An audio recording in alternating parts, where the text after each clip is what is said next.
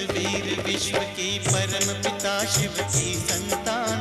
घर घर में खुशहाली होगी, मानव होगा देव समान। मानव होगा देव समान। बदलेंगे तस्वीर विश्व की परम पिता शिव की संतान। घर घर में खुशहाली होगी, मानव होगा देव समान। मानव होगा देव समान।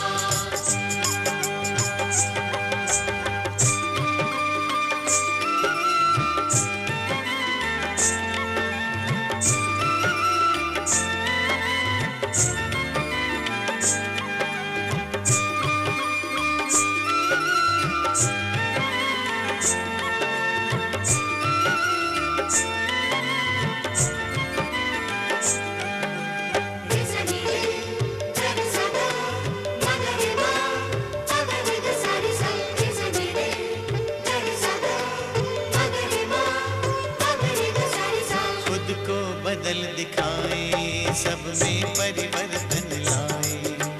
मन दर्पण से प्रभु दर्शन हो, जीवन धन्य बनाए। सद्गुण से श्रृंगार करें, सद्गुण से श्रृंगार करें। हम करें जगत का नव निर्माण।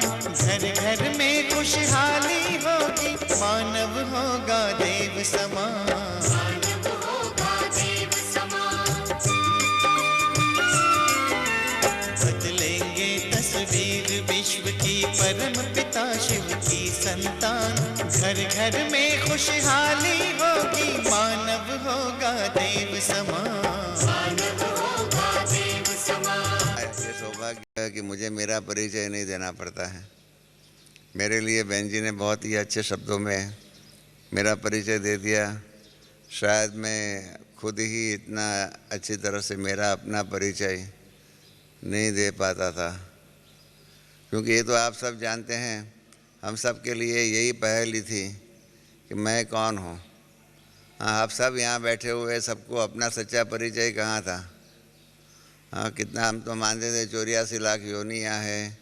हम क्या क्या मानते थे? हम मानते थे कि परमात्मा सर्वव्यापी है, परमात्मा हमारे में ही है, और क्या क्या अनेक प्रकार की मान्यताएं जो है उसको हम मानते थे। हमारा सच्चा परिचय ही नहीं था। और परमपिता परमात्मा ने आकर के हम बच्चों को अपना सच्चा परिचय जो है, सही परिचय जो है वो दिया हुआ है। और इसलिए तभी गीत में भी गाया हुआ था, हाँ, कि हम क्या क्या करेंगे, हम मानव को देव समान बना देंगे और घर घर में हरियाली होंगी। इस प्रकार का हमारा लक्ष्य है। और इस लक्ष्य की प्राप्ति के लिए मुझे जो बहन जी ने कल रात को टॉपिक बताया कि ज्ञान, योग, धारणा और सेवा जो है, इन चारों सब्जेक्ट जो है ज्ञान के, ईश्वरीय सेवा के, जो भी आप कहो, इन सब के बीच में ये भाई साहब कोई ऊपर आ रहे हैं, देखिए उसको।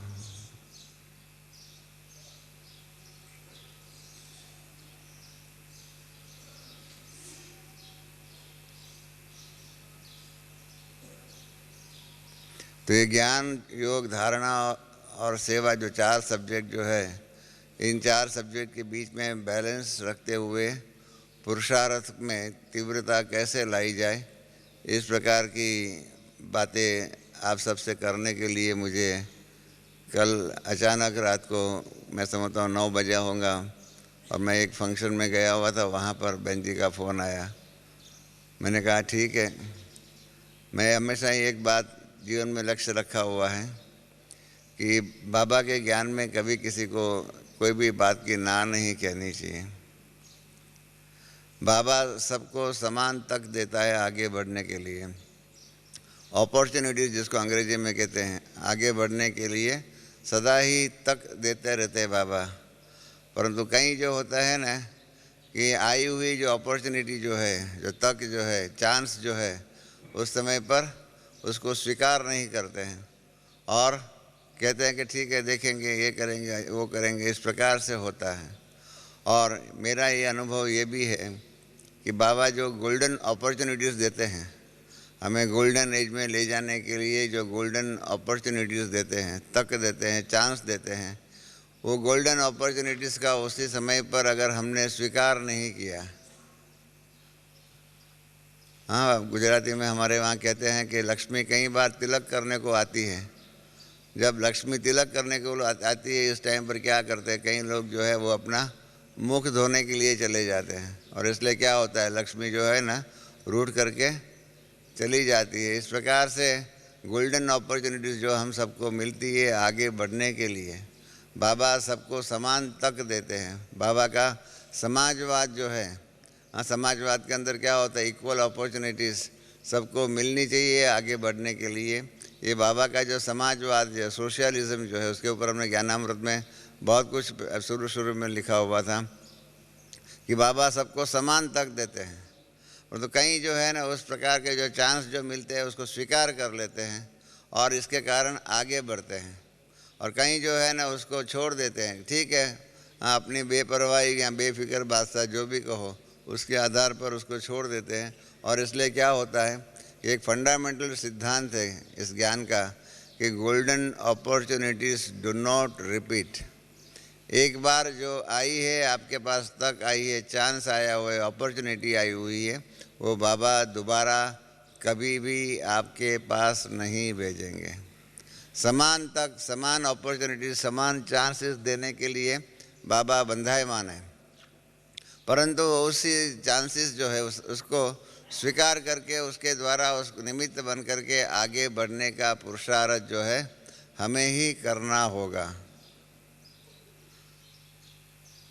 जब हम, जैसे बहन जी ने बताया, प्रदर्शनी के चित्र हम बना रहे थे, राजयोग की प्रदर्शनी की चित्र बना रहे थे, तब हम लोग ने सोचा था कि इस राजयोग की प्रदर्शनी के द्वारा हम सारे विश्व के अंदर बाबा का झंडा लहराएंगे। तो मैंने ब्रह्मा बाबा को लिखा कि बाबा, बाकी सब तो चित्र हमने बनाए, ये जो लास्ट चित्र जो है ना, जिसके आधार पर लास्ट चित्र जो होता है उसके अंदर ही सारे प्रदर्शनी का सार भी होता है और आगे का पुरुषार्थ क्या करना होता है वो उसमें बताया जाता है, संदेश होता है। तो हमने ब्रह्मा बाबा को लिखा कि बाबा ये चित्र आप बना करके हमको भेजिए, हम उस पर आधार पर उसको अच्छी रीत से बना करके प्रदर्शनी के अंत में सबके सामने रखेंगे। तो बाबा ने ये चित्र बनाया, आप सबने देखा भी है कि पृथ्वी जो है वो अंतिम श्वास ले रही है। ऊपर एटम बम, हाइड्रोजन बम पड़े हुए हैं, रखे हुए हैं, और ब्रह्मा कुमारी बहन जो है, जो पृथ्वी जो है उसके कानों में ज्ञानामृत डाल रही है। और नीचे में बाबा ने इस बहुत सुंदर शब्द लिखे कि आपका भविष्य आपके हाथ में है, आपका भविष्य आपके हाथ में। इतना 4 शब्दों के अंदर बाबा ने पुरुषार्थ का लक्ष्य जो है, पुरुषार्थ का लक्ष्य बता दिया कि हमारा भविष्य जो है हमारे हाथों में है। हमारा भविष्य न और कोई बना सकता है न और कोई बिगाड़ सकता है। श्री बाबा भी हमारी तरफ से हमारे लिए पुरुषार्थ नहीं कर सकते हैं, वो वरदान दे सकते हैं, मार्गदर्शन दे सकते हैं, सब कुछ कर सकते हैं, परंतु पुरुषार्थ तो हमें ही करना होगा। हम अगर पुरुषार्थ नहीं करेंगे तो हमारा प्रारब्ध जो है ये प्रारब्ध नहीं बन सकेगा। तो इसीलिए हमारा प्रारब्ध बनाने के लिए, हमारा भविष्य बनाने के लिए बाबा ने एक और मुरली में भी, साकार मुरली में भी कहा हुआ है कि आप सभी अपने भविष्य के लिए मास्टर ब्रह्मा है। मास्टर ब्रह्मा है, ब्रह्मा द्वारा स्थापना होती है। इस प्रकार से हम मास्टर ब्रह्मा द्वारा हमारा जो भविष्य जो है, आने वाला भविष्य हो तो सबको मालूम है कि सतयुग से नई दुनिया शुरू होने वाली है, वो आने वाला भविष्य तो मालूम है, परंतु उस भविष्य के अंदर हम क्या होंगे, हम कहाँ होंगे, कैसे होंगे, वो बात हमारे ही पुरुषार्थ के आधार पर नक्की होंगी। हम जितना पुरुषार्थ करेंगे उसके ही आधार पर हमारी तकदीर बनेंगी। अगर हम पुरुषार्थ नहीं करेंगे तो हमारा भाग्य जो है हम नहीं बना पाएंगे। ये एक करुण वास्तविकता है, और इस वास्तविकता को स्वीकार करके अगर हम चलते हैं जीवन के अंदर, तो क्या होता है, हमारी जो भी पुरुषार्थ की स्पीड जो है ना वो बहुत फास्ट चलती है। प्रश्न तो यही है, ज्ञान, योग, धारणा और सेवा जो इन चारों के बीच में बैलेंस कैसे रखा जाए और उसके आधार पर तीव्र पुरुषार्थ कैसे किया जाए। पहला प्रश्न तो जो है वो बहुत सरल है। हमारी माता यहाँ बैठी हुई है, इन सबको ये मालूम है कि जो खाना पकाते हैं, दाल पकाई, हाँ, दाल के अंदर नमक भी होता है, हल्दी भी होती है और भी सब प्रकार के मिर्च मसाले होते हैं। इन सब के बीच में बैलेंस रखना ही पड़ता है। ऐसा कभी सोचा हुआ है कि आज दाल में मैं नमक डालूंगी, कल मैं दाल में मिर्ची डालूंगी, परसों जो है मैं दाल में हल्दी डालूंगी, इस प्रकार से रोज़ एक एक प्रकार का मिर्च मसाला जो है वो डालते रहूँगी तो क्या हो जाएगा? ऐसी दाल कोई खाएगा क्या? दाल ऐसे ही होनी चाहिए, चावल ऐसे होना चाहिए, सब्जी भी ऐसे होनी चाहिए, उसमें सब प्रकार के सभी जो मिर्च मसाले जो भी है उसका बैलेंस होना ही चाहिए। और ये फंडामेंटल है ना, आना ही चाहिए। और नई नई घर में बहू आई होंगी और सास को कहे कि माता जी मैं चाय में नमक डालूं या शक्कर डालूं, हाँ तो क्या हो जाएगा? हम कहीं यहाँ माता यहाँ सास भी बनी हुई होंगी, हाँ, नहीं तो कई बार बहू तो बनी ही थी शुरू में, तो बहू बन करके सास को अगर पूछे कि हम चाय में नमक डालूं या शक्कर डालूं तो सास समझ जाएंगी ये बहू तो बुद्धू है। इस प्रकार से पुरुषार्थ के अंदर भी ये चारों का बैलेंस कैसे रखा जाए, ऐसा कोई प्रश्न पूछे तो समझ में यही आएगा, हाँ, कि इनको ये ज्ञान का फंडामेंटल ही मालूम नहीं है। जब चारों का ही बैलेंस बराबर होगा तब तो पुरुषार्थ में तीव्रता आएगी। बाकी एक ही जो है, एक ही बात के आधार पर अगर हम पुरुषार्थ करेंगे, सारी ज्ञान ही सुनते रहेंगे। दुनिया में ऐसे होता है। दुनिया में जो है पंडित लोग जो है वो क्या करते हैं? पंडित लोग शास्त्र पढ़ते ही रहते हैं। पंडितों में एक पंडित की कहानी एक गाया जाता है, शिखा पंडित। आपने सुना होगा, शास्त्रों में ऐसी कहानी है, शिखा पंडित। शिखा माना ये चोटी जो होती है ना, वो चोटी को रस्सी से बांध देते हैं ताकि अगर झुटका आया ना तो चोटी के कारण बाल जो है उसमें खींचे जाएंगे और इसके कारण उसको दर्द होगा और झुटके से वो, हाँ, झुटका जो आएगा वो झुटका उसको नहीं आएगा। इसको कहते हैं शिखा पंडित। माना शिखा पंडित पढ़ता ही रहता है, परंतु वो ज्ञान जो है उसको प्रैक्टिकल जीवन में धारण करने का पुरुषार्थ वो नहीं करता है। तो ऐसे पंडित जो है, ऐसे हमारे दैवी परिवार में अगर हम सिर्फ मुरलियाँ ही पढ़ते रहे, ज्ञान ही सुनते रहे, कितना भी किताबें हमारी छपी हुई उसको ही पढ़ते रहे, हाँ, तो क्या हो जाएगा? हाँ, बैलेंस नहीं रहेगा। हर चीज़ का बैलेंस होना चाहिए। और जबकि अभी तो बाबा ये जो पिछले साल की और इस साल की जो अव्यक्त सीज़न की जो अव्यक्त मुरली है उसके द्वारा ज्ञान की जो गहराई जो है, इस गहराई के प्रति हम सबको लेके जा रहे हैं। पहले भी 2 साल पहले से ही बाबा ने बताया कि बच्चों को अभी समेटने की शक्ति का पुरुषार्थ करना चाहिए। जितना जितना समेटेंगे इतना ही आपके पुरुषार्थ में तीव्रता आएंगी। और अंतिम समय पर भी अगर आपकी चीज़ें जो बिखरी हुई होंगी, हाँ, तो उस टाइम पर बाबा याद नहीं आएंगे, परंतु आपकी चीज़ें, अरे उधर उसके पास इतना रह गया, उसके पास यहाँ ये रह गया, यहाँ ये रह गया, इस प्रकार से हो जाएगा। बिखरी हुई चीज़ें होंगी तो अंत समय में परमात्मा याद नहीं आएगा।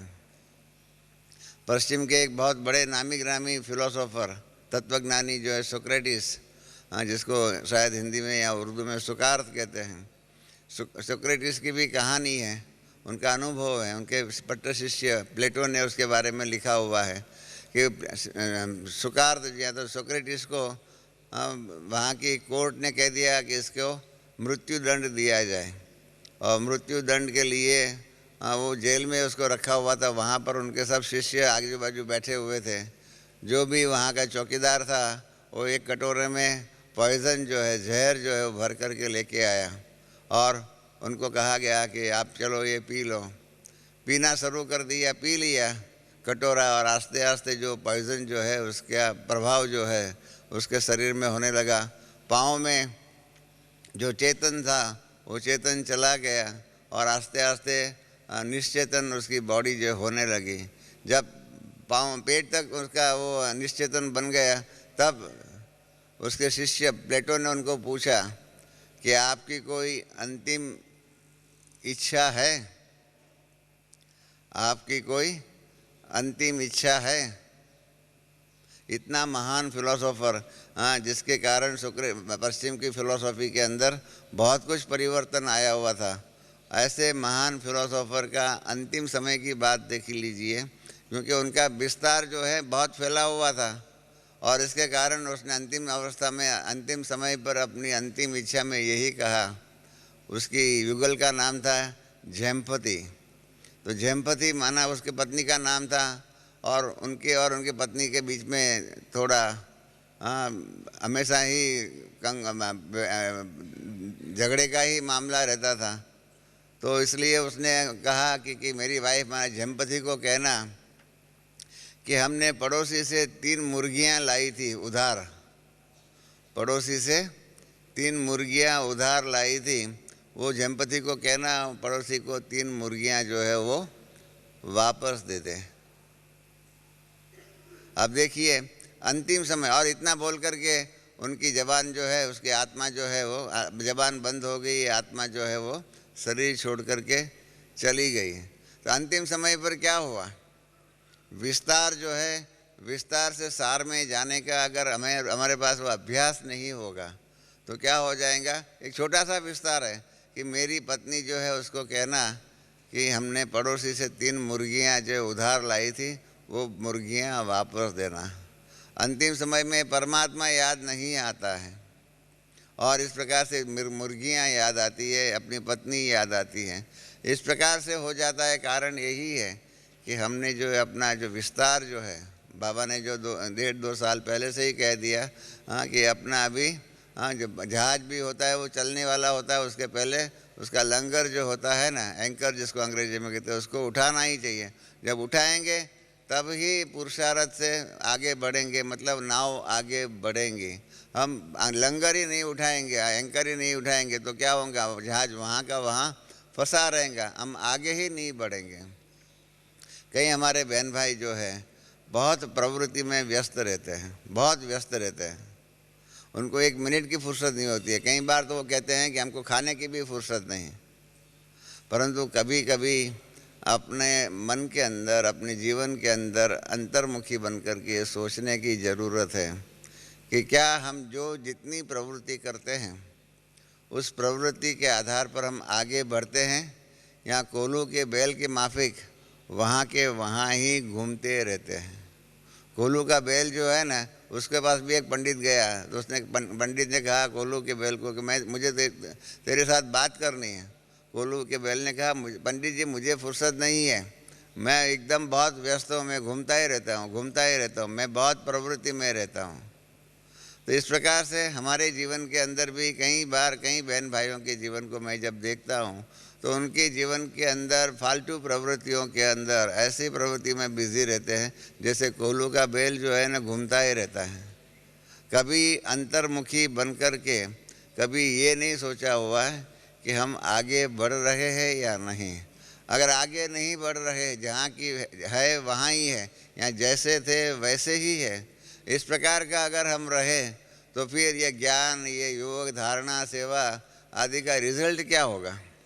योग के भी बारे में देखिए, अभी भी मेरा अनुभव यही है। मैं कई बहन भाइयों से मिलता हूँ, उनको कहता हूँ सुबह 4 बजे आप योग में क्या करते हो। 7 दिन का जो साप्ताहिक पाठ्यक्रम होता है, उस 7 दिन का साप्ताहिक पाठ्यक्रम के अंदर बहनों ने सिखाया हुआ होता है कि यही योग में आप करिए, मैं आत्मा हूँ, मैं परमपिता परमात्मा की संतान हूँ। यही महामंत्र बताया जाता है, फंडामेंटल महामंत्र। जैसे बच्चा स्कूल में जाता है तो उसको अंक गणित जो है, अरिथमेटिक जो सिखाया जाता है, 1 2 3 4 5 6 7 8 9 10, ये सारा ही ये 10 जो अंक है हाँ, उसके आधार पर सारा ही अंक गणित जो है उसका बना हुआ है, बेसिस वही है। परंतु एमए और पीएचडी का जो स्टूडेंट होगा उसको भी यही बचपन में जो रटाया जाता था 1 2 3 4 5 6 7 8 9 10 इस प्रकार का वही रटता रहेगा, वही रटता रहेगा, वही रटता रहेगा। हाँ, तो पीछे वो एमए या पीएचडी का विद्यार्थी बनने के लिए लायक नहीं होगा। उनको तो इन 10 जो है, अच्छा संगीत जो है, संगीत में भी 7 सुर होते हैं, सा रे ग म प ध नि सा। ये पहले दिन जो है संगीत के शिक्षक ने हम बच्चों को सिखाया हुआ है, परंतु उसके बाद उन सुरों के आधार पर, इन स्वरों के आधार पर संगीत इतना सुंदर सीखना चाहिए, इतना सुंदर बोलना चाहिए, ताकि वही संगीत जो है ना नाद ब्रह्म बन कर के हमें परमपिता परमात्मा के साथ हमारा बुद्धि योग लगाने में मददगार बन सकता है। परंतु उसके बदले में वही सारे गमा पदनिसा, सारे गमा पदनिसा, इस प्रकार के भक्ति मार्ग में जैसे हम मंत्र जपते रहे, राम राम राम राम राम राम, इस प्रकार से ही जपते रहेंगे। हाँ, मैं आत्मा हूँ, परमात्मा की संतान हूँ, मैं आत्मा हूँ, परमात्मा की संतान हूँ। इनसे योग के क्षेत्र में भी बहुत सी गहराई की बातें बाबा ने बताई हुई हैं, अनेक प्रकार की गहराई की बातें हैं। हाँ, बिंदु रूप का योग, ज्वाला रूप का योग, हाँ, इस रूरियान का योग, अनेक प्रकार के योग जो है बाबा ने बताया हो, योग की अनेक प्रकार की विधियाँ बताई हुई हैं। उन सब विधियाँ खाली सुनते ही रहें और उस विधि का और उसके आधार पर विधान, हमारा पुरुषार्थ अगर हम नहीं करेंगे तो योग की विधि, हाँ, आगे की जो एडवांस स्टेजेस जो है, एडवांस कोर्सेज जो है, वो कब हम सीखेंगे, वो कब हम कर पाएंगे। पिछले साल 13 फरवरी की मुझे पक्की याद है, वो अव्यक्त मुरली है, उसके अंदर बाबा ने ये कहा कि आगे चल कर के योग के द्वारा तुम्हारी दृष्टि में, आप बच्चों की दृष्टि में इतनी शक्ति आनी चाहिए कि आपको शब्दों का उपयोग करने की ज़रूरत नहीं पड़ेगी। आपकी दृष्टि से ही सामने आपके सामने जो भी आएगा उसको जो भी अनुभूति करना वो चाहे, उसको उसी प्रकार की अनुभूति आप अपनी दृष्टि से ही करा सकते हो। इतनी योग की शक्ति, पावरफुल दृष्टि आपकी होनी चाहिए। आप ही बताओ, हमारी इतनी पावरफुल दृष्टि हुई है? योग के द्वारा ही, योग की शक्ति के द्वारा, उसकी गहराई में जाने से ही हमारी दृष्टि जो इतनी पावरफुल बनेंगी कि सामने वाला जो है, वो सामने वाला, उसकी जो भी भावनाएं जो होंगी, जो भी इच्छाएं होंगी, जो भी आकांक्षाएं जो होंगी, जो भी उसके दिल में तमन्नाएं जो होंगी, इन सभी का पूर्ण करने की शक्ति अभी तो शब्दों के द्वारा नहीं, अभी तो वाचा के द्वारा भी नहीं, इस प्रकार से दृष्टि के द्वारा, संकल्पों के द्वारा। पिछली भी साकार अव्यक्त मुरली के अंदर भी बाबा ने यही कहा कि सर्वश्रेष्ठ सेवा जो है वो है मनसा सेवा। मनसा सेवा द्वारा जो होता है वो सर्वश्रेष्ठ सेवा जो है, ये दृष्टि की सेवा भी इन सब के अंदर यह आ जाती है। तो ऐसी सेवा जो है, मनसा सेवा कहो, दृष्टि की सेवा जो कहो, दृष्टि में इतनी शक्ति, हमारी वाणी में इतनी शक्ति कि हमारी वाणी जो है सामने वालों के लिए वरदान ही बन जाए, इतनी शक्ति तपस्या के बल के आधार पर। शास्त्रों में भी आपने पढ़ा होगा ना कि कई सन्यासी महात्माएं, कई लोग जो है तपस्या भी करते थे। राक्षसों ने भी पहले तपस्या ही किया था, तपस्या करने के बाद तपस्या के फल स्वरूप परमात्मा से वरदान मिला, और राक्षस तब बने कि जब इन्होंने परमात्मा से मिले हुए वरदानों का सही ढंग से, सही प्रकार से उपयोग नहीं किया। रावण के भी बारे में आपने सुना होगा ना कि रावण को भी कैसे वरदान मिला। प्रहलाद का पिताजी जो है हिरण्यकश्यप जो है, उनको भी वरदान मिले। उसने भी यही वरदान मांगा कि न मैं दिन में मरूं, न मैं रात में मरूं, न मनुष्य से मरूं, न मैं पशु से मरूं, न घर में मरूं, न मैं बाहर मरूं, न मैं पृथ्वी में मरूं, न मैं आकाश में मर जाऊं। इस प्रकार से हर प्रकार की बातें उसने अपने पुरुषार्थ के आधार पर परमात्मा से वरदान के रूप में मांगा। तो इस प्रकार से तपस्या तो करनी ही पड़ती है, तपस्या करते हैं तभी वरदान मिलता है। हमारे पास हमारे जीवन में इतने वरदान हमने इकट्ठे किए हुए हैं।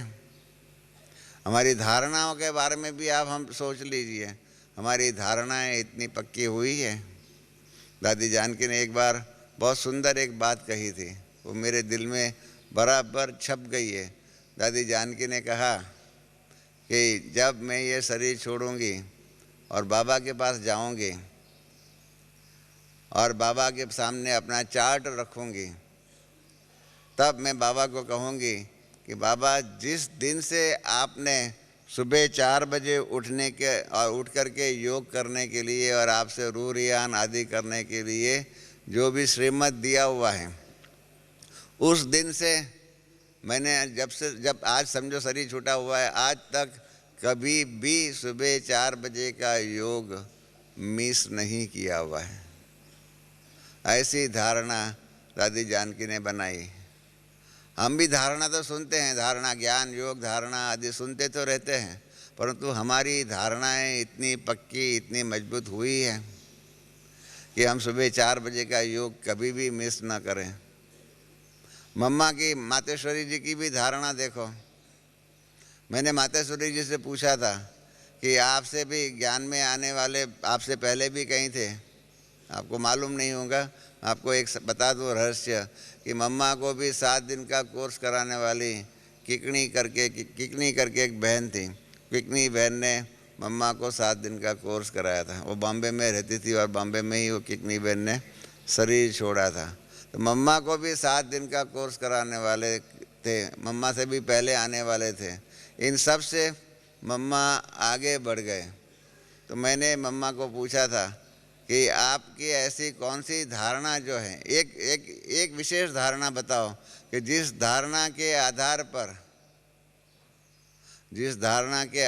पर आप सभी उस समय के आपके साथियों से आगे बढ़ गए और आपको बाबा ने मातेश्वरी जी का टाइटल कहो, पद कहो, या तो नई स्वर्गीय दैवी सृष्टि की प्रथम श्री लक्ष्मी पद का अधिकार आपको वरदान के रूप में दिया। तो मम्मा कहने लगे तो सभी बातों का पुरुषार्थ होता है तभी हम आगे बढ़ सकते हैं। मैंने कहा नहीं, ये तो बराबर है सभी प्रकार का, परंतु विशेष ऐसा कौन सा पुरुषार्थ है जिसके द्वारा आपको इतनी फर्स्ट क्लास लिफ्ट मिल गई? आप हमको बताएंगे तो हमें भी उस प्रकार का पुरुषार्थ करने से हमको भी ऐसी लिफ्ट मिलेंगी।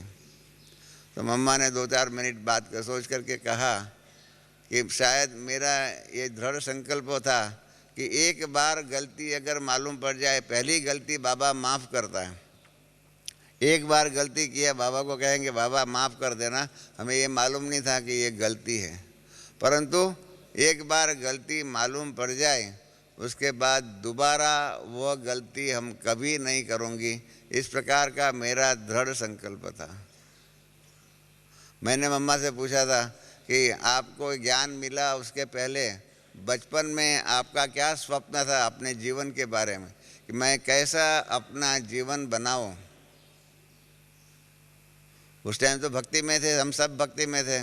तो मम्मा ने यही कहा कि बचपन से ही मुझे मेरा एक लक्ष्य था, मेरे लिए आदर्श मीरा थी।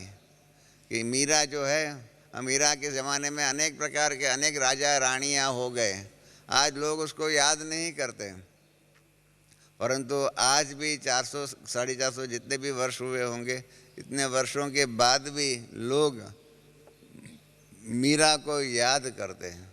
इतिहास के पन्नों में या इतिहास के पन्नों पर सुवर्ण अक्षरों से मीरा का नाम लिखा हुआ है, गाया हुआ है। तो मम्मा ने यही कहा कि मैं भी बचपन से यही सोचती थी कि मैं ऐसा पुरुषार्थ करूं जिसके आधार पर मेरा भी शरीर छूट जाए, तभी भी उसके बाद भी सैकड़ों वर्ष, उस टाइम तो मालूम नहीं था विनाश नज़दीक है। हाँ, जितनी भी आगे की दुनिया जो आगे का समय जो होगा, उस समय के अंदर मेरा नाम जो है इतिहास के पन्नों के ऊपर सुवर्ण अक्षरों से लिखा हुआ हो, और जैसे मीरा को आज याद कर रहे हैं ऐसा मुझे भी याद करें। ये दृढ़ लगन कहो, ये दृढ़ पुरुषार्थ कहो। और मम्मा ने जो कहा एक बार जो भूल मालूम पड़ गई उसके बाद हम कभी भी वो भूल दोबारा रिपीट नहीं करती थी। एक बार हमारे कानपुर के बहन भाइयों ने, मम्मा जब बॉम्बे में थे तो बहुत प्यार से निमंत्रण भेजा हुआ था, बहुत प्यार से, मम्मा की माता के रूप में वो माता आदि जो गीत जो है, और बहुत प्यार से भी निमंत्रण भी भर करके भेजा हुआ था। वो निमंत्रण मम्मा के लिए था, परंतु हम सब सुनते थे तो हम सब की आंखों में भी पानी आने लगा। हमने 1 बार 2 बार 3 बार बजाया। हमने कहा मम्मा आपकी भी आंखों में आना चाहिए, आपके लिए तो ये निमंत्रण है। मम्मा ने कहा कि मैंने बाबा से वचन दिया हुआ है कि एक अभी इस आँखों से न प्रेम के, न दुख के, न सुख के कोई भी प्रकार के आंसू नहीं बहेंगे, और मेरा ये दृढ़ संकल्प है और मैं उस पुरुषार्थ पर अटल हूँ कि मेरी ये आँखों से पानी नहीं बहेगा। हम सबको ये ज्ञान मालूम है। बाबा ने इतना स्ट्रॉन्ग शब्दों में कहा हुआ है कि अगर कोई रोता है तो रोता है वो तो विधवा रोती है। ये सबको मालूम है, परंतु क्या होता है समय पर जो है ना, मैं हमेशा ही कहता हूँ कि हम सब कर्ण के माफिक हैं। कर्ण भी पांडव था, परंतु कर्ण जो पांडव था उसको एक श्राप था परशुराम का कि समय पर उसको ज्ञान भूल जाएगा, बाकी सारी ज़िंदगी याद रहेगा, परंतु उसका अंतिम समय जब होगा, अंतिम समय पर ज्ञान भूल जाएगा। इस प्रकार से हमारी भी धारणाएं हमारे पास बहुत है, परंतु जब परीक्षा होती है ना, परीक्षा के समय पर ही हमें अपना ज्ञान भूल जाता है, और परीक्षा के टाइम पर ही ज्ञान भूल जाता है। हाँ, तो माताएं जो है कई बार रो लेती हैं, आंसू आ जाते हैं।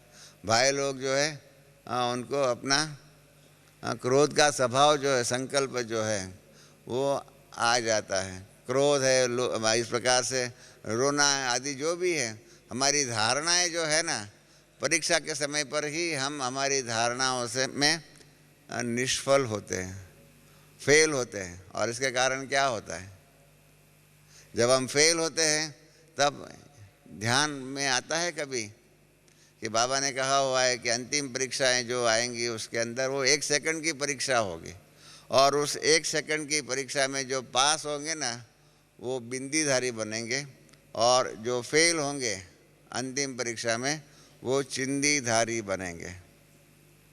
परंतु इसका मतलब ये नहीं कि अंतिम परीक्षा का इंतज़ार करें और उसके पहले फेल होते ही रहे।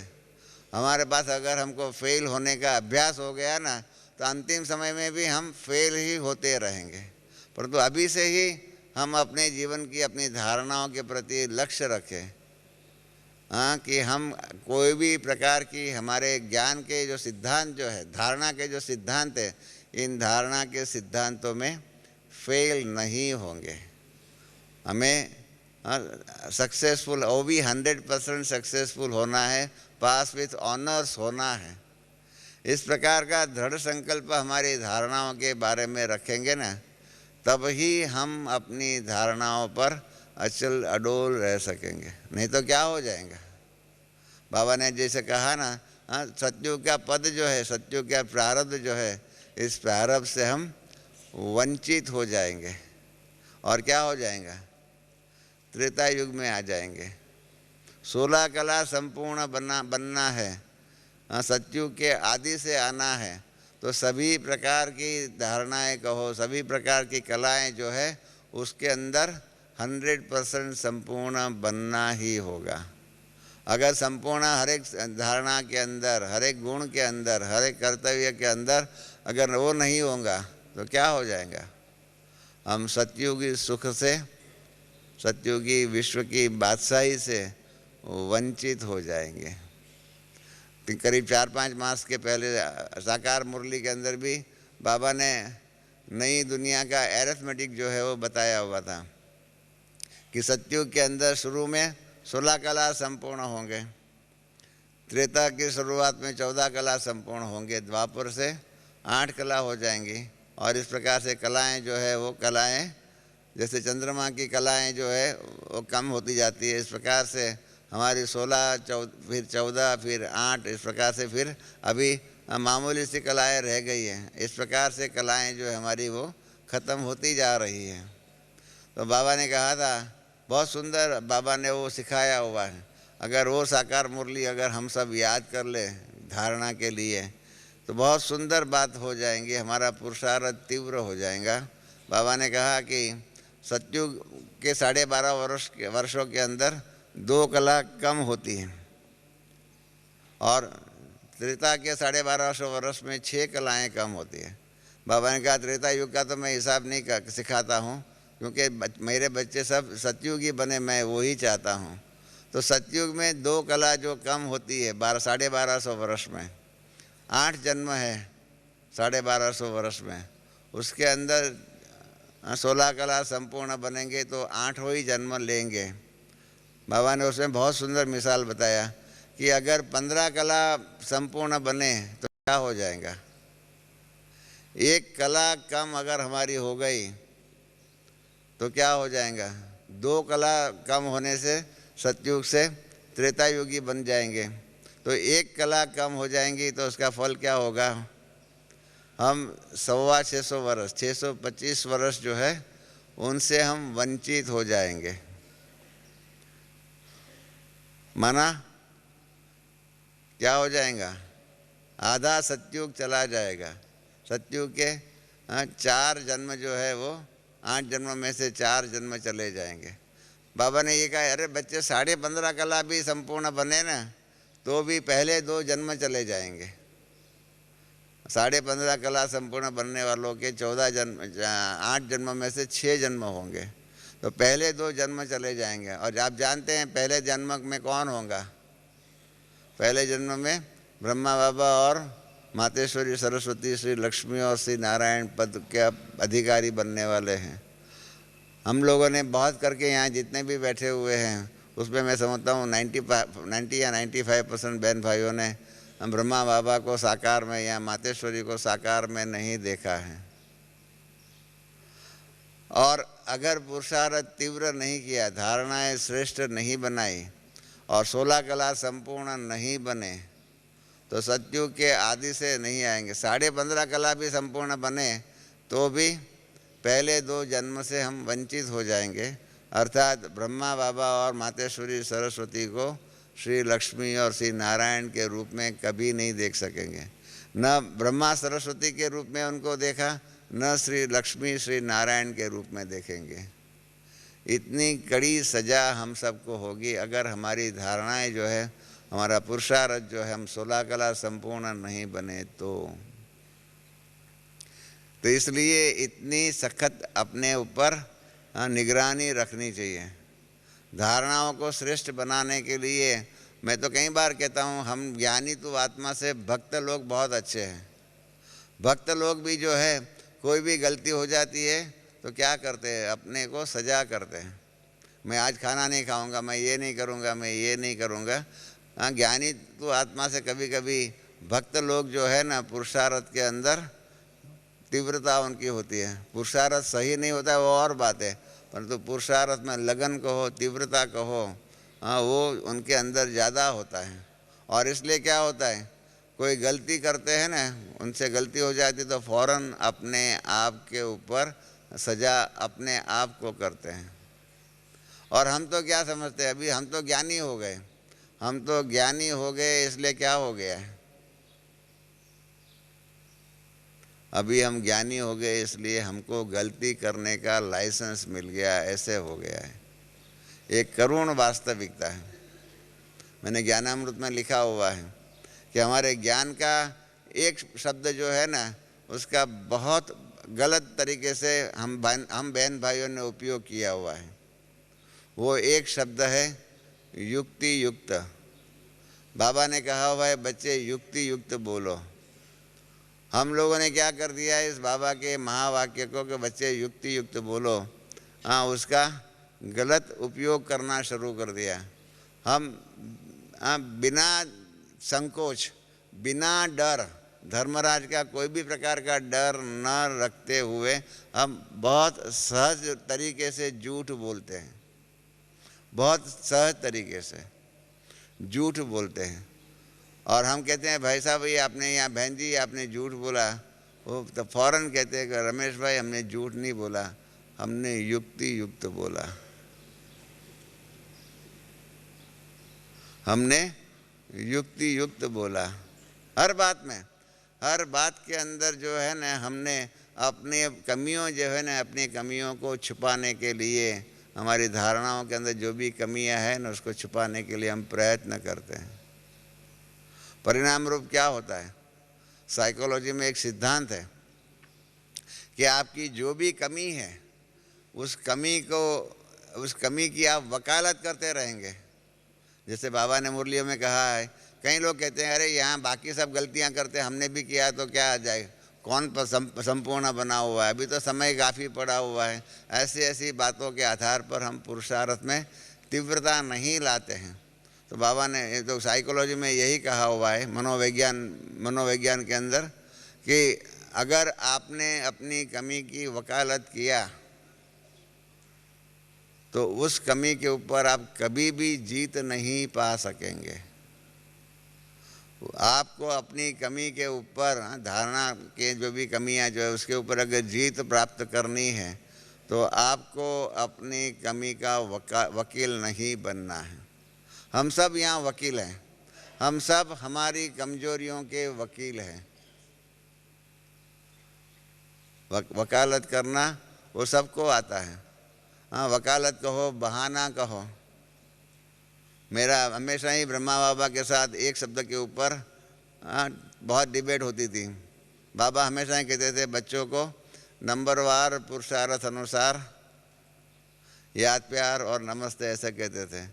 मैं बाबा को कहता था बाबा ये आप नंबरवार शब्द निकाल दो, मुझे आपका ये नंबरवार पर शब्द पसंद नहीं है। तो बाबा कहते कि नहीं बच्चे तुमको क्या मालूम, ये तो गुड़ जाने, गुड़ की गोथरी जाने। इसलिए बाबा ने कहा बच्चों में भी नंबरवार ही है। मैं तो बाबा ने कहा मैं तो बच्चों का आदि मध्य अंत सब जानता हूँ, तुम बच्चे नहीं जानते हो। फिर बाबा ने जब बहानेबाजी के ऊपर मुरली चलाई, अव्यक्त मुरली चलाई, उस दिन मुरली के बाद बाबा हम बच्चों से मिल रहे थे तो बाबा ने कहा था, बहानेबाजी में यही कहा कि इसमें सभी बच्चों का पहला नंबर है। बहानेबाजी में, वो बहानेबाजी की भी कला है। झूठ बोलना वो भी एक कला है, झूठ बोलना भी आना चाहिए। हाँ, नहीं तो बच्चे की माँ कहानी मालूम है ना।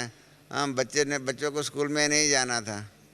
हाँ, तो स्कूल के टीचर ने फ़ोन किया कि आप क्यों नहीं आते हो, आपका बच्चा क्यों नहीं आया। तो बच्चे ने यही कह दिया कि मेरे पिताजी कहते हैं कि बच्चा तो तबीयत ठीक नहीं है करके खुद नहीं अपने तरह से झूठ बोलना कईयों को नहीं आता है। तो इस प्रकार से क्या हो जाता है, हाँ, हम युक्त के नाम के आधार पर क्या होता है अंदर झूठ, पर युक्त के आधार पर हम अपने आप को अपनी कमियों की वकालत करते हैं। जब हम अपने आप अपनी कमियों की वकालत करते हैं ना, हाँ, तो कभी भी हम उन कमियों के ऊपर विजय नहीं प्राप्त कर सकेंगे।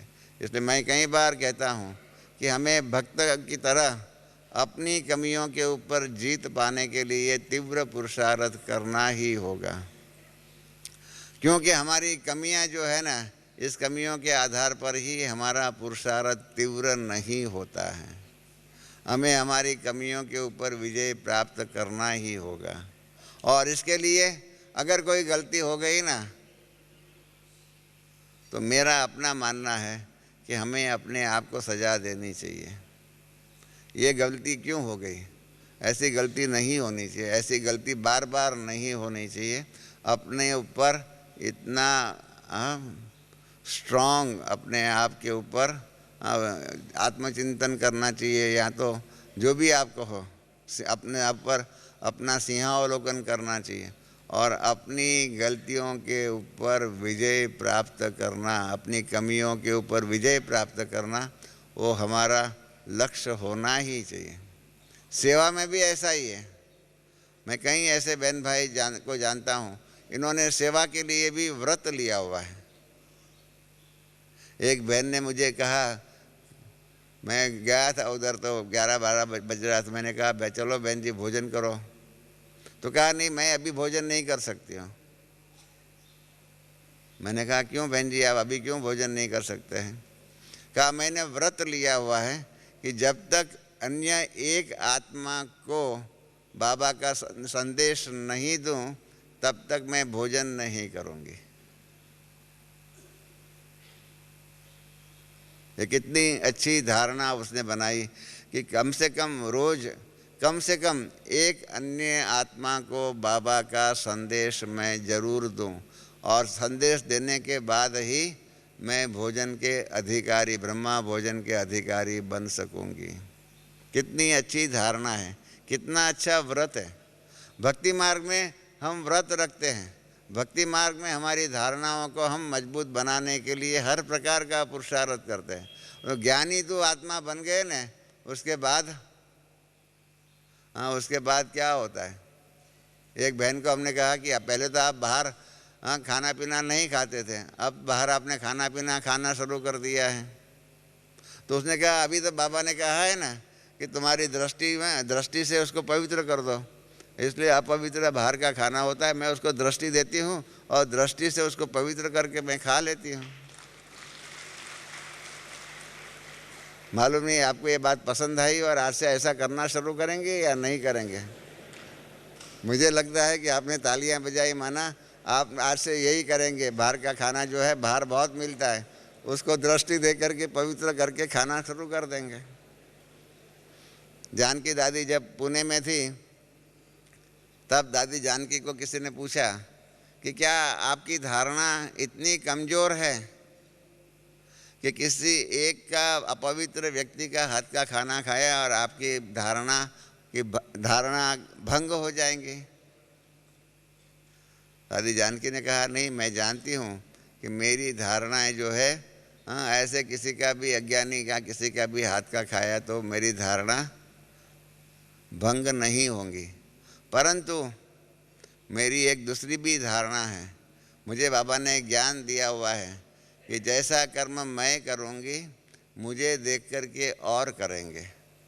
मैं अगर बाहर अन्य किसी व्यक्ति के हाथ का खाना शुरू करूं तो मुझे देख कर के और भी कहीं खाना शुरू कर देंगे और उनकी धारणाएं उनके अंदर अपने ऊपर इतना कंट्रोल नहीं होगा और उसके कारण धारणा उनकी टूट जाएंगी, उनसे गलतियां होंगी, उनसे पाप होगा। तो ऐसे पाप कर्म के लिए मैं निमित्त न बनूं, औरों की धारणा ख़त्म न हो जाए, धारणा बिगड़े नहीं, इसलिए मुझे अपनी धारणा के ऊपर पूर्ण रूप से अटेंशन देना ही पड़ता है। इसलिए मैं औरों के हाथ का खाना हुआ जो है मेरी धारणा मजबूत है, परंतु मुझे देख कर के और ऐसा न काम करना शुरू करें और औरों से ऐसी गलतियां न हो, इसके लिए मैं अपने आप के ऊपर सदा ही कंट्रोल रखती हूँ।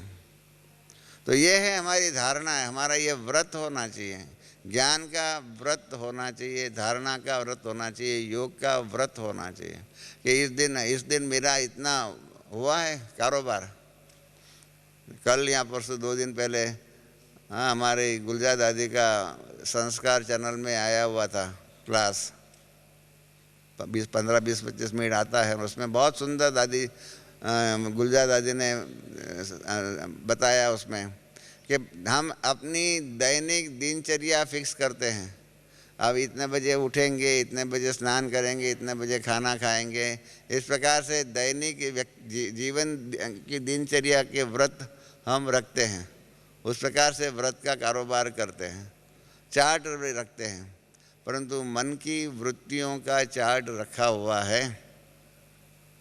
हमारी मन की वृत्ति के ऊपर पूरा ही अटेंशन होना चाहिए पुरुषार्थ के अंदर, तब ही क्या होगा। हम जो स्लोगन जो है गुलजा दादी ने कहा कि अटेंशन से टेंशन नहीं होगा। ये अटेंशन जो है अपने ऊपर पूरा ही होना चाहिए, अपना पूरा ही चार्ट होना चाहिए।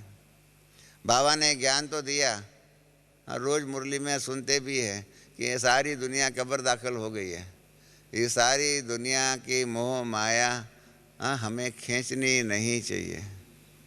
सिनेमा है आदि जो भी आज की दुनिया की माया जो भी है, हर प्रकार की जो माया जो है वो हमें आकर्षित न करे, इस प्रकार का पुरुषार्थ हमें करना चाहिए, क्योंकि ये तो सब कब्र दाखिल हो गए, ये तो नष्ट होने वाली है। ओम शांति। मैं आपसे यही कह रहा था कि गुलजा दादी ने कहा कि अपने मन के संकल्प विकल्प जो है उनका भी चार्ट रखो। वो ज्ञान की जबानी की बात तो छोड़ दो, मुख से तो अभी तो हमारे मुख से ऐसे अपशब्द आदि नहीं बोले जाएंगे, परंतु अभी भी संकल्पों के ऊपर भी हमारा विजय है या नहीं। भक्ति मार्ग की बात बताऊं, योग के अंदर विवेकानंद और नथुराम शर्मा आदि बहुतों ने कहा हुआ है कि पवित्रता जो है वो सन्यासी जीवन में जब जागृत अवस्था में है तब पवित्रता रहे तो ठीक है, होनी चाहिए, परंतु स्वप्न अवस्था के अंदर अपवित्र संकल्प आए तो चल सकता है। इतनी बात विवेकानंद, नथुराम शर्मा आदि जिन्होंने भी योग के ऊपर किताबें लिखी हुई उसके अंदर आती है। तो बाबा सिखाता यही है कि आपके अंदर अपवित्र अशुद्ध संकल्प विचार आपके स्वप्न में भी नहीं आने चाहिए, इतने तक की पवित्रता। पिछली अव्यक्त मुरली के अंदर आपने पवित्रता के बारे में कितनी सख्त शब्दों में बाबा के महावाक्य सुने कि धर्मराज के साथ भी, धर्मराज के साथ में ब्रह्मा बाबा भी उसको मदद करेंगे, बाबा को ही मदद करेंगे, कोई आपको अपवित्रता की बातों के अंदर आपकी वकालत करने के लिए कोई नहीं आएगा।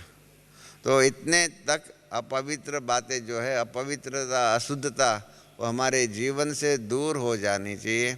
इतने तक हमारी धारणाएं जो है, हमारा व्यवहार जो है वो इतना शुद्ध होना चाहिए, इतना हमारा श्रेष्ठ पुरुषार्थ होना चाहिए कि स्वप्न में भी आज की दुनिया के आकर्षण जो है, टीवी है आदि आदि कई प्रकार की बातें जो है वो हम जानते हैं, वो जानते हैं कि आज की दुनिया कैसी बनी हुई है, उसके अंदर क्या है।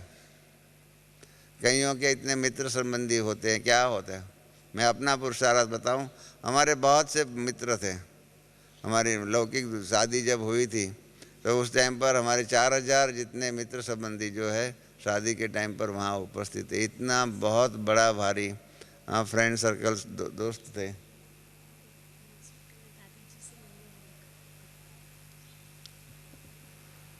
मैं आपसे ये मेरा व्यक्तिगत अनुभव बताना चाहता हूँ कि पहले अज्ञान काल की बात है, वहाँ इतने मतलब दोस्त थे हमारे पास, इतने कारोबार था, मैं अनेक संस्थाओं के साथ संबंध था आदि जो था, इसके कारण मेरे पास फुर्सत नहीं थी।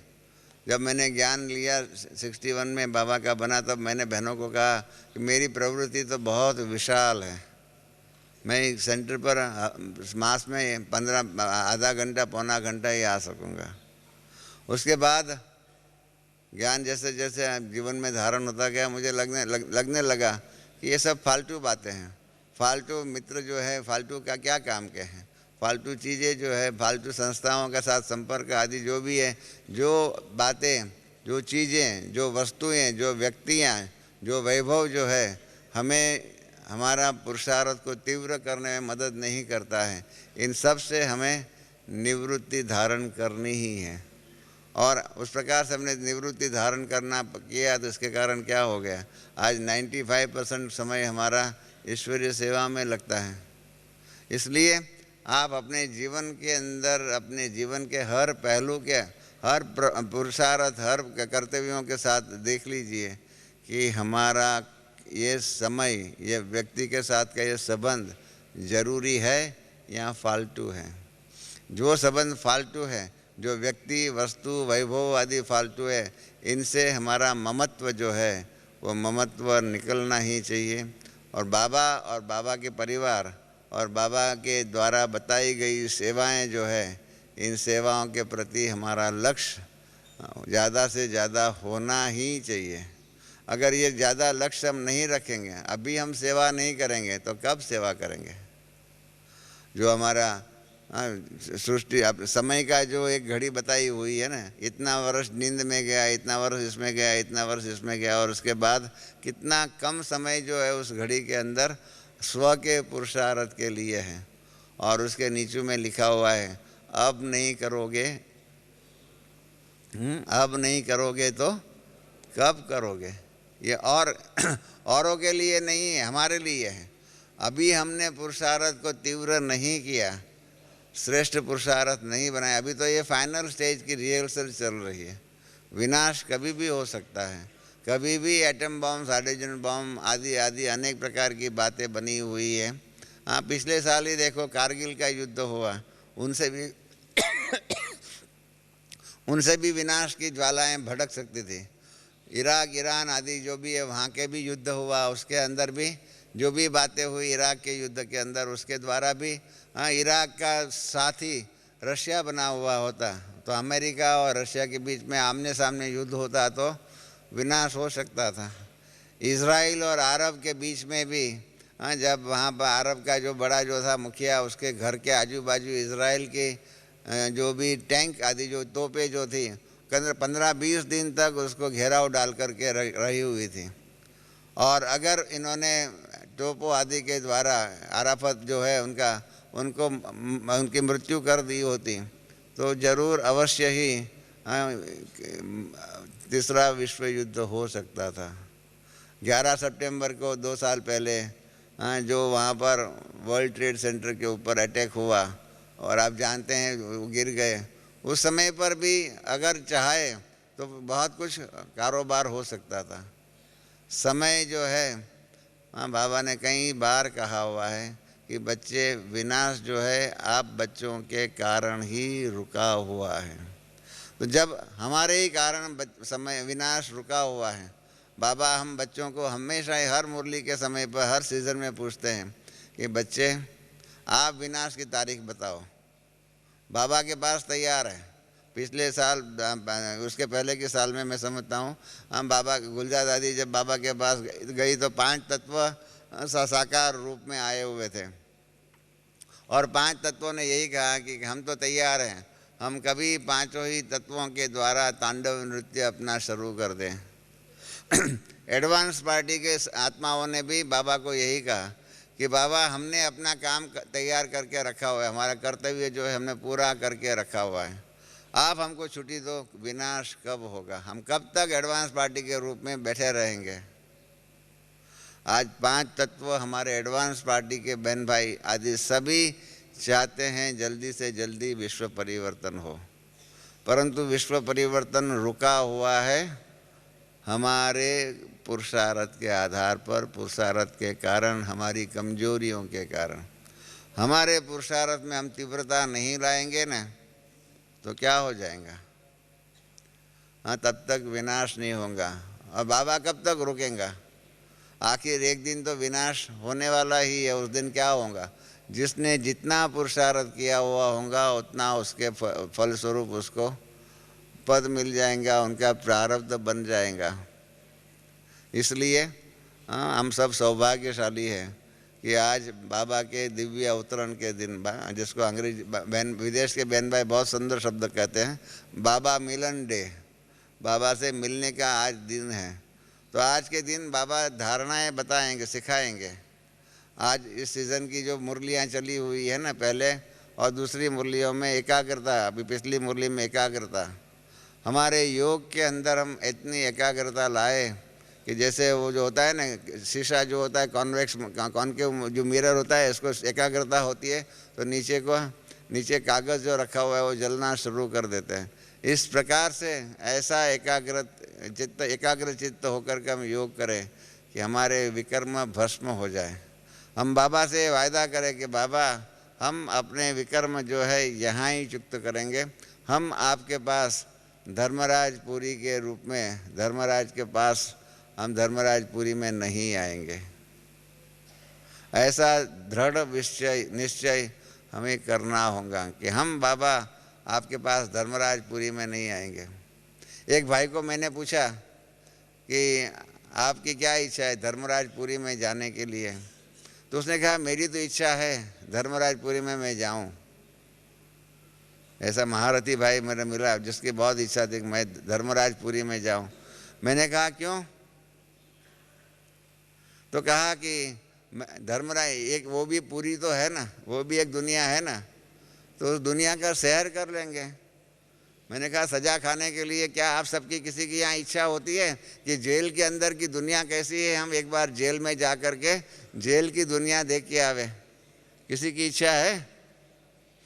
जेल में जा कर के सेवा करने की बात और है, परंतु वहाँ पर गुनहगार बन कर के गुनाह की सज़ा भुगतने के लिए जाने की किसी को इच्छा नहीं होती। तो फिर धर्मराजपुरी में धर्मराजपुरी की जो उसको देखने के लिए वो दूसरे एक भाई ने कहा कि हमने ब्रह्मा बाबा को ऐसा तो नहीं देखा है ना।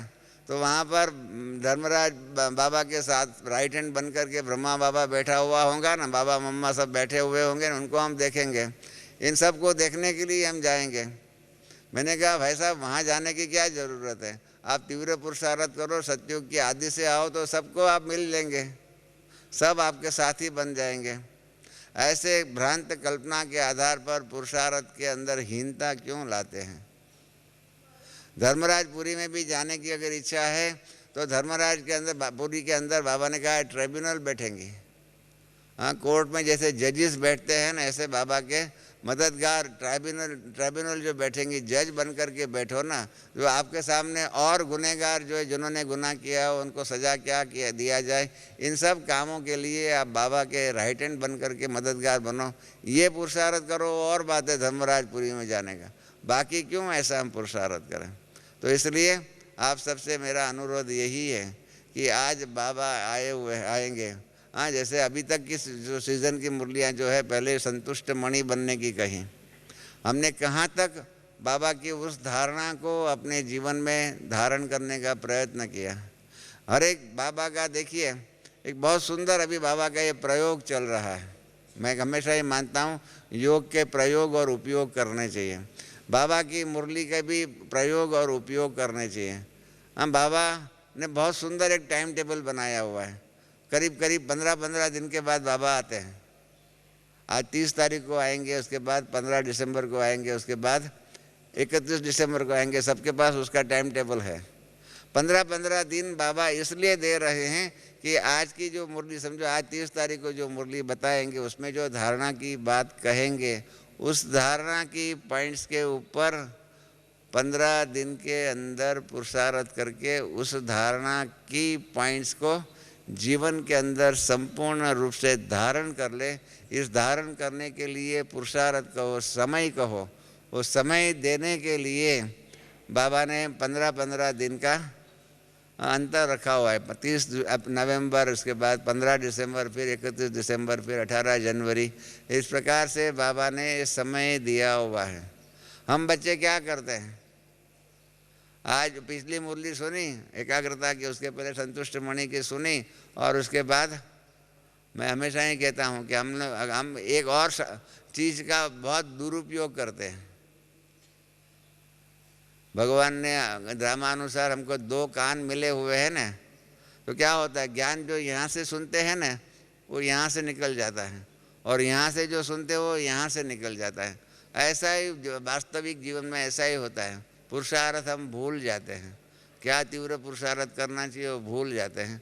और इसलिए आज की जो मुरली आप सुनेंगे, जैसे पिछले 15 दिन पहले जो आपने सुनी एकाग्रता आती, उसके ऊपर प्रयोग करके जीवन के अंदर एकाग्रता लाने का अगर प्रयत्न करते हैं तो मैं समझता हूँ बाबा की मदद के आधार पर आपके जीवन के अंदर एकाग्रता, आपके जीवन के अंदर पवित्रता आदि आ जाती, उसकी खुशबू आ जाती। उसके पहले संतुष्ट मणि बनने की बात जो कही थी, एम्बॉडीमेंट ऑफ, उसके संतुष्टता का जो है, कंटेंटमेंट का जो है, आप संतुष्ट मणि बनने का प्रयत्न करते हैं। वो 15 दिन जो भी आप सुनते हो, उस 15 दिन तक उसके ऊपर पुरुषार्थ करने का लक्ष्य रखो। तो मैं आपको मेरा अनुभव के आधार पर कहता हूँ कि ज़रूर आपके अंदर पुरुषार्थ में तीव्रता आएंगी। क्योंकि आजकल जो बाबा जो अव्यक्त मुरली सुनाते हैं ना, उसके अंदर ज्ञान भी होता है, धारणा भी होती है, सेवा भी होती है, योग भी होता है, सब कुछ होता है। बाबा योग भी कराते हैं और कहते हैं कि बच्चे 1 सेकंड में अशरीरी बन सकते हो, उसका पुरुषार्थ करो, कराते भी है। पिछले 15 दिन पहले की भी अव्यक्त मुरली के समय पर भी बाबा ने योग कराया। तो इस प्रकार से अव्यक्त बनने का, अशरीरी बनने का, इस प्रकार का पुरुषार्थ जो कराते हैं उसके ऊपर पूरा ध्यान दीजिए। 15 रोज़ सुबह 4 बजे योग करते हैं, तो जिस प्रकार का योग बाबा ने यहाँ पर कराया, उस प्रकार का योग अपने घरों में जा कर के, अपने सेवा केंद्रों पर जा कर के अगर उस प्रकार का पुरुषार्थ करें तो मैं अवश्य ही मानता हूँ कि हम सब के पुरुषार्थ के अंदर दिव्यता, श्रेष्ठता, महानता अवश्य ही आ जाएंगी। और जो बाबा हम बच्चों से चाहते हैं, जिस काम के लिए बाबा आते हैं, बाबा को अव्यक्त से व्यक्त में आना पड़ता है। हम ये बाबा अव्यक्त होकर के हम बच्चों को अव्यक्त बनने का जो शिक्षा देते हैं, वो शिक्षा को जीवन में धारण करें। मैं समझता हूँ इस प्रकार से 15-15 दिन के अंदर आज की जो भी मुरली जो आप सुनेंगे ना, कल सुबह मालूम पड़ जाएगा। उसके ऊपर टाइटल में ही लिखा हुआ होता है कि उस प्रकार से वो पुरुषार्थ करना है। पर आप व्रत रख लो कि ये जो 15 आज हम सुनेंगे, इसका हम व्रत के रूप में, तपस्या के रूप में उपयोग करेंगे। और 15 दिन इसी बात के ऊपर है। बाबा ने कहा हुआ है कि वरदान तो रोज़ बच्चे सुनते हैं, परंतु उस वरदान का फ़ायदा नहीं लेते, क्योंकि उस वरदान के आधार पर उस प्रकार का जीवन बनाने का पुरुषार्थ बच्चे करते नहीं। इसलिए क्या होता है, वरदान जितने भी मिले, आप झोली भरना चाहिए ना, झोली में ही उसमें भी छेद होंगे। हाँ, क्या होगा, वरदान सब गिर जाते हैं, चले जाते हैं। हम स्लोगन रोज़ सुनते हैं, रोज़ वरदान सुनते हैं, परंतु उस वरदान के आधार पर हमारा जीवन वरदानी नहीं बनता है। कारण यही है कि हमारी झोली में ऐसे छिद्र बने हुए हैं कि सारे ही जो भी ज्ञान रत्न जो है उसमें से निकल जाते हैं।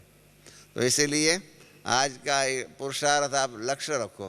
हाँ, आज जो मुरली सुनेंगे ना, उसके आधार पर कल सुबह मुरलियाँ जब आपको मिल जाएंगी, उस मुरली के अंदर जो भी धारणाएँ, जो ज्ञान की बातें जो होगी, आप मुरली को दोबारा पढ़िए और उस मुरली के अंदर ज्ञान की पॉइंट्स बाबा ने क्या कही, योग की बातें क्या कही, उसकी गहनता क्या बताई, धारणा के बारे में क्या बताया, सेवा के बारे में क्या बताया। बाबा हर एक वर्ग जो है ना, जैसे पिछले टाइम कर्नाटक के बहन भाइयों के लिए बाबा ने बहुत सुंदर बातें कही, उसके पहले औरों के लिए कहा। उस प्रकार से आज जो है हमारे पंजाब आदि जो जोन जो है उनके बारे में बाबा बताएंगे। तो उसके आधार पर उनको जो उसकी विशेषता बताई, वही विशेषता हम अपने जीवन में भी क्यों नहीं विशेषता धारण कर रहे हैं। बाबा ने जैसे कर्नाटक के बारे में कहा कि जिनका नाटक पूरा हो गया है, हम भी अपने जीवन में बहुत नाटक करते हैं, बहुत नखरे करते हैं, नाटक नखरे बहुत करते हैं। बाबा ने एक बार मुझे, साकार बाबा ने कहा कि तुम बच्चे बहुत नाटक नखरे करते रहो, तो मुझे बहुत देखने की मज़ा आती है।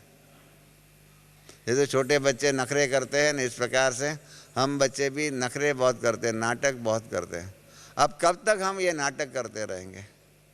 हाँ, बाबा कहते अभी घर वापस जाना है, अभी वापस जाना है। हाँ, तो फिर अब जो नया गीत जो मधुर झंकार का बना हुआ, उसमें एक गीत है, चलो मुसाफिर अब घर जाना है। अब घर जाने की तैयारियां अभी नहीं करेंगे और इतना विस्तार में आदि में रहेंगे तो क्या होगा, घूमते फिरते रहेंगे विस्तार में, तो घर जाने की तैयारियां कब करेंगे।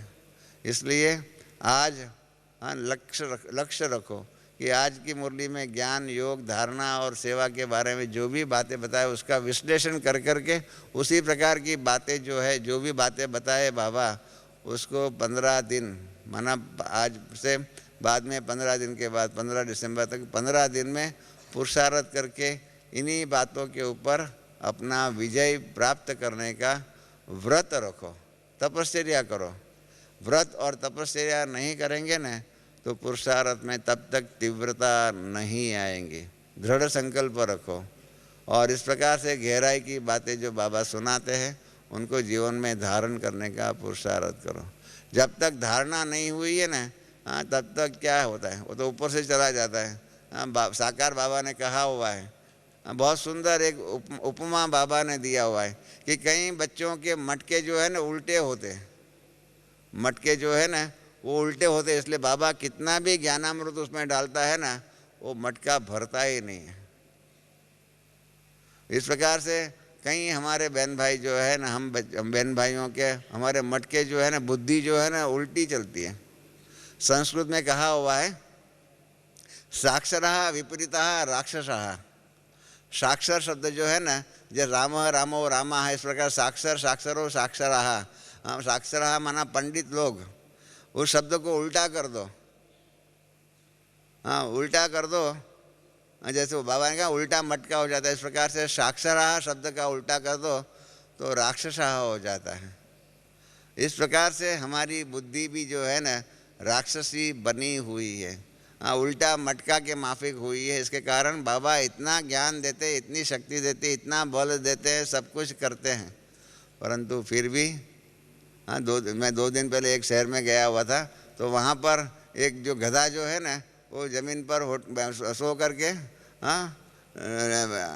ज़मीन पर मट्टी जो है ना, मट्टी से अपने शरीर को बिगाड़ रहा था। तो मैंने देख करके कहा कि बाबा ने भी कई बार यही कहा हुआ है कि बच्चे जो है ना, कई बार जो है ना गधे की माफिक जो है, कितना भी मैं उनको श्रृंगार करता हूँ, परंतु श्रृंगार कितना भी कराता हूँ, परंतु फिर भी जैसे गधे जो है ना, कितना भी श्रृंगार करो ना, उसके बाद जो है ना, हमारे अहमदाबाद के अंदर लोटस के अंदर जो है ना, नज़दीक जो है ना नदी है, नदी में से रेती भरने के लिए गधों का उपयोग होता है।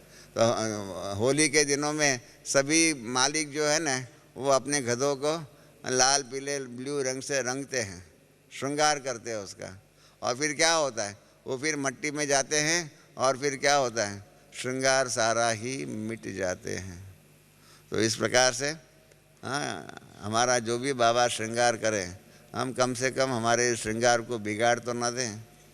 हमें होवनहार विश्व के महाराजा महारानी बनना है, तो हमारा श्रृंगार के प्रति हमारा पूरा ही ध्यान चाहिए। तो आप बाबा जब हम बच्चों से मिले और जो भी बातें बताए, उस मुरली को अध्ययन अच्छी रीति से कीजिए। सबके पास वो मुरली तो मिल जाएंगी, ना मिलती है तो फिर उसकी जेरोस्कोपी अपने सेंटरों पर जाकर कराइए, परंतु उसके आधार पर कीजिए, पुरुषार्थ कीजिए। पुरुषार्थ से ही विजय प्राप्त होगा, सिर्फ मुरली सुनने से नहीं। मैं अंत में एक बात बता दूं, एक भाई जो है, एक बार बाबा के मुरली सामने बैठ कर के सुना था, सुनी उसने। वो फिर बाबा के पास जब आया तो बाबा को कहने लगा, बाबा आज मैं बहुत खुश में हूँ, मुझे बहुत खुशी है। तो बाबा ने कहा किस बात की खुशी है? बाबा उसने कहा कि बाबा मैंने आज पहले नंबर पर बैठ कर के खुशी हुई, मैंने पहले नंबर पर बैठ कर के मुरली सुनी, उसकी मुझे बहुत खुशी हुई है। बाबा ने कहा वो आपकी तो अल्पकाल की खुशी है, बाबा तो यही चाहते हैं कि आप पहला नंबर बन के दिखाओ। आप पहला नंबर बन के दिखाएंगे ना, तो बाबा को भी आपके लिए बहुत खुशी हो जाएंगी। तो सच्ची खुशी तो यही है, पहला नंबर बनने का। तो ऐसा पहला नंबर बनने की सबको प्रेरणा मिले, पुरुषार्थ करने का बल मिले। आज की अव्यक्त मुरली है, यही शुभ भावना कहो, शुभ कामना आप हम सब के लिए। ओम शांति।